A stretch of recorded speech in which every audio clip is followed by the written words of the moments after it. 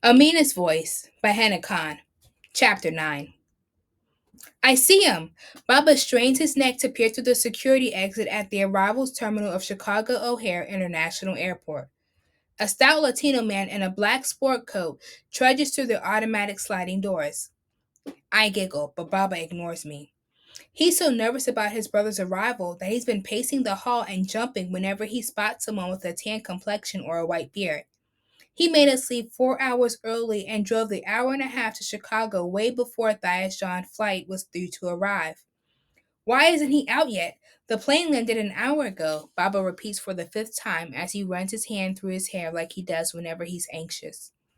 He'll be here soon, Mama says. She's carefully resting on an airport chair, trying not to wrinkle her fancy maroon and black shalwar kameez. What if immigration is giving him a hard time?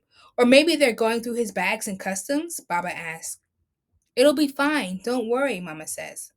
I can't remember the last time I've seen Baba this jumpy. He's wearing his navy tweed blazer and shiny, polished shoes. At Mama's insistence, I'm in a velvet party dress, and even Mustafa grudgingly agreed to put on an iron shirt and some jeans without any holes. Waiting together, we look like the families I see at the mall posing with Santa, dressed in their holiday best, even though it's only the first week of October. There he is, Baba points as the doors open. Thaya John emerges in a rumpled shirt, a white kufi pressed over his thick gray and white hair. Baba rushes toward him, and the two brothers thump each other on the back and smile.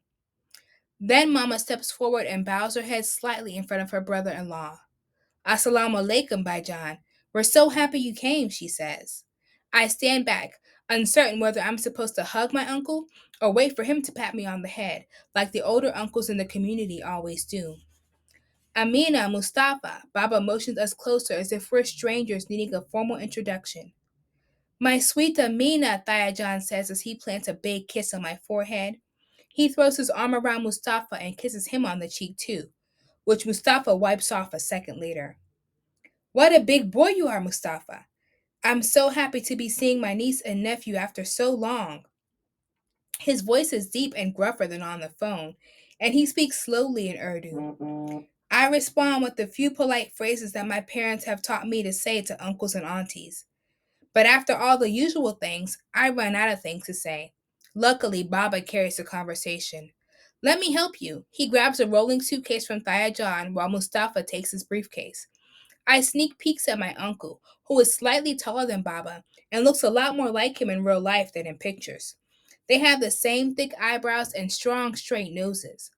The main difference is that Baba still has a lot of dark hair, while Thaya John's is mostly white. His matching white beard is thick and long, which also makes me think of Santa again. How was your trip?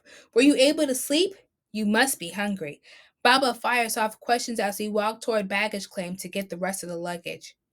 It was a long journey, but I'm here now. Alhamdulillah. Yes, Alhamdulillah, Baba repeats enthusiastically.